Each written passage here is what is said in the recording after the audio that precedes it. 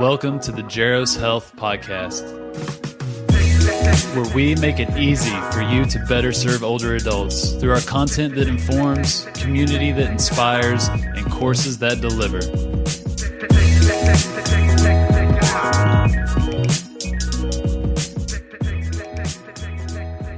Hey there, Senior Rehab Podcast listeners. I'm Tali Spaceman. I'm Erin Carey. How are you doing, Erin? I'm doing quite well, thank you. How are you, Tali? I'm doing just fine. So I'm glad we're doing this series about ageism. I do want to say that I'm not totally into that yet. Don't get me wrong, I am against discrimination, and I really do think that the words we use or our attitude towards people has to be examined. Sure. And probably has to change. But not everything that is said about an old person is an insult. Some things need to be said. You know, after 60, you do have more risk of falls. After 40, you do have more chance of getting osteoporosis. Your risk is increased. I see what you're saying. Yeah. I'm with you there. The risk is higher. I'm afraid that we're going to color everything as ageism. And, you know, you're not allowed to say anything because it's age shaming. Age shaming. Yeah. But with that said, we should examine ageism. Yes.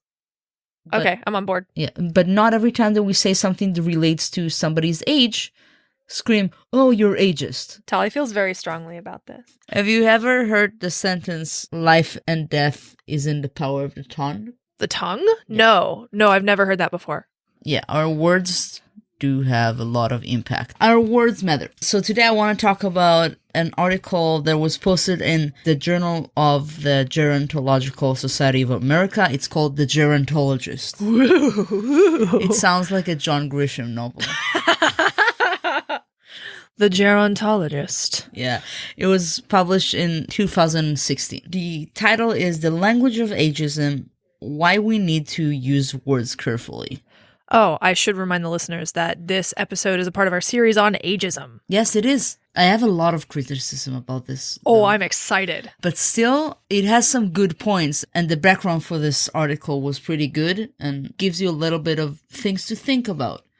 So I still chose it, although I disagree with some. I think that'll make it interesting. I love disagreeing with things because then it's fun to talk about why and to change each other's minds. Yeah. So I'm into it. This sounds like fun. My first criticism. Whoa. My first criticism. Before I even know what you're going to be criticizing? The title. Oh, all right. Yep. Sorry. My first criticism is the title. What? Well, what about the title? Can you read it? Can you read it one more time? It's like if you started a conversation with me and you're like, "Hi, I'm Erin." No, this is not. I have criticism. Wait, what's the title again? Can you say it? The title again is "The Language of Ageism: Why We Need to Use Words Carefully." What's your criticism of that? I want you to think about why do I criticize as I go along and describe. Oh, this will be fun. So I have to come up with it on my own. Awesome! This is great. Oh man, I'm pumped. This is gonna be fun. So, ageism, as you said before in our first episode, it's a discrimination based on age. It's extraordinarily complex and is often covert. And in fact, many ageist sentiments are very subtle in nature and often missed or overlooked. Yes, I fully agree with that. The thing is that it's widely accepted and normative for most cultures. Evidence of ageism can be found at a macro level, which is anti-aging beauty companies. The whole saying anti-aging. Right. Yeah, so that's the macro level. There's also the micro level, which is everyday language, incorporating subtle expressions of contempt and derogatory remarks about aging and older people. Even things that are complimentary, like, oh, you look so young. For your age. Yeah. Yeah, like things like that. Or like, I'm 98 years young. Yeah, so that's actually adding to the confusion, because ageist remarks are sometimes well-intentioned. Right. I think a lot of times it's not viewed as malicious. Like, you don't say things like that because you want to be like, ha. We all know that language carries and conveys meanings which feed assumptions and judgments that can lead to development of stereotypes and discrimination. Right. It's a continuum. And there's an abundance of research describing the phenomenon of discriminatory linguistic encoding in areas such as racism and sexism. Wow. I would love to read some of that. Carmen and Kolick from 2003 was a pretty good one that I read. Cool. And there's others. Language encodes discriminatory stereotypes that are associated with inequalities and assists normalized discrimination is in everyday life. And language is power, and discrimination cannot be alleviated nor fully understood without language. I agree. Say that one more time. Just say the sentence, because I really liked it. Language is power, and discrimination cannot be alleviated nor fully understood without language. That's a great sentence. Thank you. I love it. I took it from NG from 2007. Cool. Yeah. And the language of ageism is complex because it's not the same with racism and sexism. I think it's more subtle, and I feel like it's even more ingrained in our vernacular. And I think that it comes from two things. A, that through history, before we had all the medical advancement that we had, older people, it was the end of their life. You worked most of your life and maybe you lived 2-3 more years after. And then goodbye. Yeah. And another thing is our own gerontophobia. Gerontophobia. Our fear of getting older self.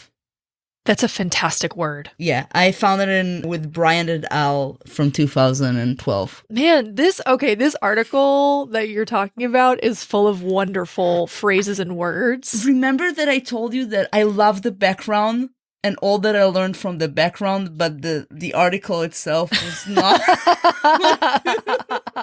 So the literature review was the best part. The literature review was the best. It was so good. They really told the story well.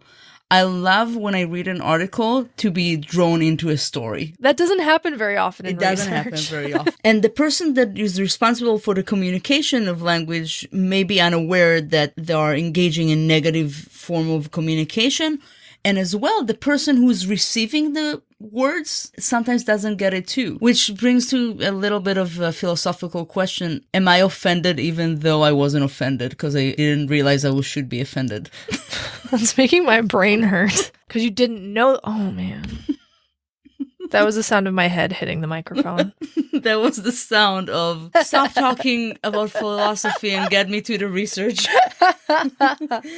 It's okay. I'm getting into the research though. Cool. So this study is closely examined the specific language that is used to communicate attitudes and perceptions of aging in older adults. How? The senior mentoring program. Okay. Which is number one thing that I had a problem with the article. It's a program that is designed to provide health professional students, medical, nursing, and pharmacy with an understanding of gerontology and multidimensional care of older adults. So they have those groups of 2 or 3 people. And each week they are going to meet some older person that lives in a community and talk with them. Cool. Yeah. That sounds like fun. My problem is that it didn't say which school. Oh. Yeah. It's just like... Or where is it? Did they say how they found the older adults? No.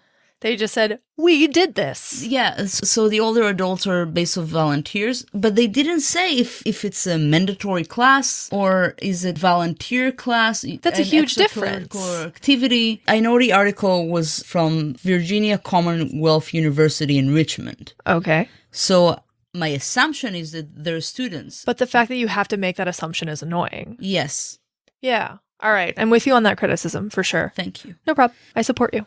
It sounds like a lovely program that I think every school that has to do with health professional should do it. Maybe not a semester, but at least a couple of encounters. That's the program. Okay, 2-3 students meeting with an older adult in a community and having conversation with them. Those groups had a blog, or it's called microblogging because it's on Twitter. Because a tweet can be only to 140 characters. It's more now. At the time of the article, it was 140. In the dark ages. In the dark ages of 2016. Well... So back in the dark ages, microblogging on Twitter. So they had those assignments that after an encounter, they had to tweet about it, to write something about the encounter. That's public for everyone? So no, it was mandatory to do it for the class group or the class website. They were allowed to, after that, post it on Twitter. So the instructions for the Twitter assignment were as follows. Create a tweet that represents the learning you gained from your interview with the mentor. That represents the learning you gained. Which A is a bias because it has gain in it. I think if it was me, I would have wrote, create a tweet that represents the experience Yeah. from the interview. Yeah. Because as soon as you say gained, it has to be positive. Yeah. I don't know. But yeah, the gained word. I would have stuck with experience. Yeah. But again, I didn't do the research, so... Yeah, I'm not a linguist. Yeah. So 236 students participated, and 91% were med students first year, 6% were nursing, 3% were pharmacists. The mean age of the participants was 24.3. The range was from 19 to 41. Slightly over half the participants were women. Cultural background was 51% white, 23% Asians, 4% Black or Hispanic, and the remaining 18 were unknown. Unknown? Yeah, because sometimes you don't define. You say, I choose not to say, or... Got it. And I'm saying this because cultural background has an important part when it comes to old age perception. Right. So, like in the other ageism episode, we talked about how in China they view aging positively. So 354 tweets completed by the end of the first semester of the senior mentoring program were analyzed. 191 tweets were about the conversation they had with the mentor about functionality. Okay. And 163 tweets were about the conversation they had about health. Wow. So more function. Yeah. That's cool. That's kind of cool. Yeah. Yeah. Go PT. They did a qualitative analysis. It's called a thematic analysis. Okay. It's very common in social science and literature that you kind of see what the topics are. Okay, so like they bundled them by themes. Yes. Okay, cool. Exactly. 3 researchers did that, and they reconciled the difference using the consensus approach to resolve discrepancies. What's the consensus approach? Is it resolved by discussion? A little bit, God but bless no, America. But it's not discussion. If we all agreed on it, it's in. Okay. I guess that's marginally better. For example, they had a discussion about a young spirit. Would you say it's discriminatory or not? I'm not sure. I don't know. Do you want to go to the findings? Sure, let's do it. All right. So they found 8 broad themes that emerged from the thematic analysis of the tweets. Thematic analysis of the tweets. My universe is collapsing. That's like a metal song. Yeah. Except they would add like a naughty word in there. The themes were assumptions and judgments, older people as different, uncharacteristic characteristics. Uncharacteristic characteristics? Yes. Old is negative, young is positive, infantilization, internalized ageism, and internalized microaggression. Microaggression? Yeah. What? Like what? We'll get to it. I'm saving the best for last, or the worst. Oh, I'm very curious. There's actually a nice table there with the definition of everything I just said, of the 8 topics, and an example for Ooh, it. I'm going to read that. Yeah, I'm going to go through like some of the examples. Yes. So the assumption and the judgment leads you to kind of 2 pathways of ageism. And that's where it gets interesting. 2 pathways of ageism. Mm-hmm. One in which older people were viewed as inherently different by the students, which is pathway 1. And the other is representing the older adults' internalization of negative assumption and judgments about ageism and about being old. Okay, so I think I'm going to need an example of the second one. The first one, I'm with you. Yeah. The second one is just when the older adults says something because they have internalized those stereotypes. Got it. Okay. Like, oh, honey, I can't do that. I'm 95. Yes, exactly. Someone said that to me like a week ago. It made me really angry. Or if somebody says, don't bother with him, he's old. Yeah, he's just going to... Nope, I'm not going to say that. You can. He's just going to die soon. Yes. What's the point? Yeah. Exactly. Yeah. So that's pathway 2. So that was the assumption and judgments. Older people as different. For example, I'm reading the tweets and I feel something inside me breaks that I read tweets. But the other part feels like Jimmy Kimmel reading mean tweets. Oh my gosh. To be fair, Twitter can be a very amazing resource. I know. Just to be fair. I'm not there. I will be for CSM. Well, so by the time this comes out, it'll be after CSM. Okay. So future Aaron and Tolly will find out. That's a problem for future me. I have got to stop saying that. So that was theme 1. Yep. Theme 2. Older people as different. And I'm reading a tweet.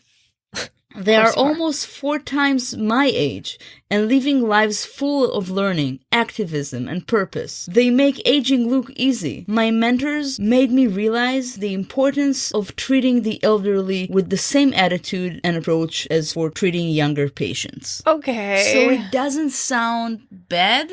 Yeah, but like thinking of them as like, oh, that's them. Those are like a different cohort of humans. Yes, but I have to say, and I think that person who wrote that is on the right track. Like, oh, they're just like me. So a lot of them are just on the right track. Yeah. But I have to say, I'm sorry, but all people are different. Yeah, they are. That's why we have specialized people for gerontology, or this is why it's something that we learn in school. Though the way I view it is like people view old people as like another species, basically. Like they themselves don't cope with the fact that they too will be old and that these people were once young like them. It's that sort of like line in the sand. Somebody once said, I used to treat old people as if they were another race, not realizing that I too will be old. Again, those are the themes they found. Mm-hmm. They're not necessarily bad, but it's just the theme. As opposed to older people are different, uncharacteristic characteristics are themes that describe certain actions and behavior as unusual or outside of the norm from older people. For example, oh my god, I can't believe that you still go to the beach every day to swim. For example, of a tweet, she is the epitome of lifelong learning. She is still, in all caps, taking online courses in college. My mentor proved that a positive outlook of life can affect your personal health by continually allowing you to find purpose and motivation, even in old age. Even in old age? When you're supposed to crawl in a hole and die? Our mentor has such a free, young spirit. She still goes on dates, parties like a college kid, and dances with Elvis impersonators. Hashtag young and wild and free. Oh, they were allowed to add hashtags. Of course they can do hashtags. It's Twitter. Another theme, all that is negative. I'm quoting another tweet. I'm not old. I'm just mature. Positive thinking helps keep things in perspective. Age is only a number. Old is only when you can no longer do things for yourself. Got to meet my wonderful mentor. You're not old until you can't drive. Hashtag forever young. There's so many things wrong with this tweet, but you know what? I've seen wronger tweets. There have been far worse tweets out there. But that's another one where like they kind of start sounding like it might be okay, and then they just face plant. Somewhere they go south. Just in a ball of fire. Young is positive, which is not the same as old is negative, but correlates. Yeah, it's the same mindset. Yeah, they sometimes overlap. Like the lady, she still goes on dates, young and wild and free. Yeah, so and I'm reading tweets again. So I've gone from like being sad and crying to like being angry and wanting to hit things. You are welcome, commuters. Yeah, right. Our mentor is seriously the youngest senior, and I'm trying not to do an accent when I read tweets. I'm sorry, but sometimes it comes out. Do you want me to do it with an accent? I always want everyone to do things with accents, but then it might upset those who have those accents, so maybe not. Our mentor is seriously the youngest senior I've ever met. Oh my god. Hashtag full of energy. Hashtag independent. My senior mentor is younger than me. Hashtag snow on the roof, but I'm not too old. Also, it was a lousy hashtag. I just can't. These... It's like they're completely missing the point. Yeah. Whatever. The next one, infantilizing, which is treating them like babies. Am I about to get angrier? A little bit, but I'm gonna say something that will make you laugh. Good. Because now we have the bleep option. That's true. I figured out bleeping. I'm so happy for the option to bleep. What a sweet woman. I especially love her little winks. Hashtag here comes trouble. She's not a sweet old lady. She fought the Nazis. Jesus. Give her some respect. She's winking. How cute. You're right. Wow. Yeah. So that was all pathway number 1, which remember? Pathway number 1 is treating the older folks as others. Yeah. Yeah, good. Yeah, this is interesting. Pathway 2 is already the internalizing of those stereotypes or words that were said. And it especially represents the student's interpretation of the older adults thinking about their own aging and older people in general. Right. And this, just remember, this cohort is up to people in their 40s, right? This cohort of students. Yeah. So internalized ageism captured in-group discrimination about aging and older adults. So, for example, denying commonality with other people in the group because they seem to be old. Like, I had this patient, because I read this tweet, and I'm like, that's my patient, he just said that. He was like, I don't want to go to the group meeting, they're all very old there. Because you see other old people, and you think, that's not me. Too? Yeah. Yeah. That's the internalized ageism. I feel like that is the ageism that's going to be the most difficult to squash. Yeah. Convincing them that aging is not their downfall and that what's happening to them may be reversible, you know, like with certain illnesses. Yeah. We are bullying older adults. A tweet that was said, health is for the young. When you are our age, you do the best you can. In retirement home, it's the other old people that are the problem. Hearing loss makes dinner time a loud experience. And internalized microaggression, which has huge overlap with the internalized ageism. I'm really unsurprised by that. Yeah, because most of the microaggression comes because of the ageism. Yeah, exactly. It's like a Venn diagram. Yeah. But this one is more hostile. It has insults or derogatory statements. For example, a tweet, sometimes our computer goes out to lunch. My mentor on her brain slowing as she ages. Or one of the older adults has said, listen, talk slowly and brace yourself to deal with some stubborn people. Advice for a mentor on working with older patients. That's just sad. Yeah. Now, again, I have to say that yes, you do have to speak louder. Never yell because it goes to high pitch. And the high pitch actually is worse for them. I have to say, most of my patients that are older do not have hearing issues. Yeah. And like I talk to them at the same volume I talk to anyone else. So, do you want to say anything before I go to the discussion? Yeah. None of these are surprising, and that is really sad. Mm-hmm. Twitter's the worst. Twitter is the worst.